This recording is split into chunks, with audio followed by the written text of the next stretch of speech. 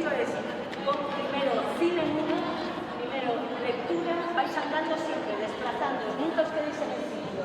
Consigna de lectura, poco a poco empezáis a decir las cosas de la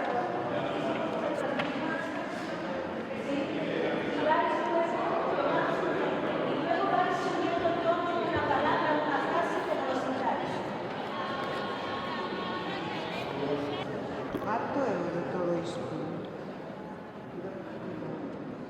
podéis también